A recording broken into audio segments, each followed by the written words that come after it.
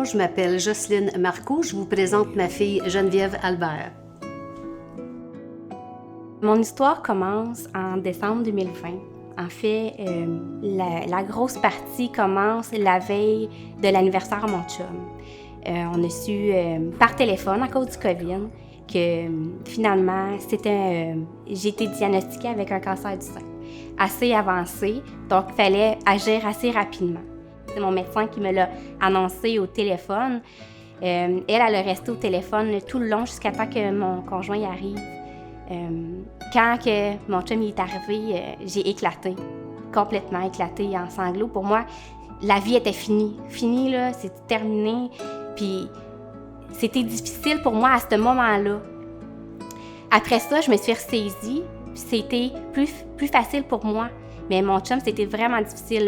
Les semaines que suivi l'annonce, lui, il faisait juste pleurer. Il était juste pas capable de comprendre ce qui était en train de nous arriver, tu sais. Puis, mais le moment le plus vraiment difficile, que c'était très difficile pour moi, là, c'était ça, là, ça va toujours rester gravé dans ma mémoire. C'est quand j'ai appris aux enfants, excusez, quand j'ai appris aux enfants là, que j'étais malade.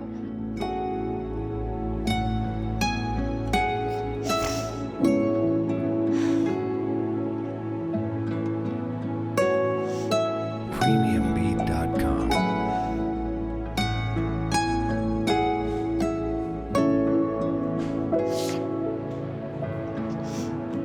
Excusez. Ouais. Je voyais la face là, des enfants, c'était la fin du monde pour eux autres aussi. Là, moi qui étais la mère comme Soline, puis que là, je l'étais pas pour eux autres pour l'instant. Là. Ils savaient pas, ils étaient comme déstabilisés. Là. À qui on va se fier maintenant? Là, ma mère est malade. Ma plus vieille, c'était plus difficile parce qu'elle comprenait plus le mot cancer. Pour elle, il allait mort. Si je recule en arrière, j'ai tellement de choses à me dire à moi-même. Si je recule en décembre 2020, je vais dire une phrase cliché qu'on entend vraiment beaucoup, là, c'est « ça va bien aller ». Ça, c'est sûr que ça va bien aller de ma part.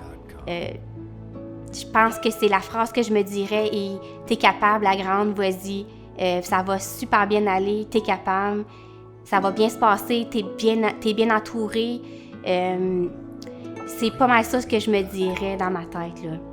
Aujourd'hui, la vie elle a beaucoup changé depuis le cancer, depuis le tout début. Des fois, là, quand que je remets mon chapeau de Geneviève en décembre 2020, je réalise que j'ai passé par beaucoup d'émotions, beaucoup d'étapes. Je suis très fière de ce que j'ai accompli. Tu te dis, wow, là, c'était quand même assez impressionnant, là, le parcours que je viens de passer. Ce que je veux dans la vie, c'est de vivre sans stress. Aimer mes enfants, aimer mon conjoint, vivre des beaux moments avec eux autres. C'est d'être heureuse, juste vivre. Arrêter là, de comme, mettre de la pression, puis tout être tout vite, tout de suite, c'est plus ça, là, la vie. Là. C'est vraiment le jour, vivre le moment présent. Les rêves de Monique, il y a un mot qui me vient en tête, là, c'est la bonté, c'est aider les gens.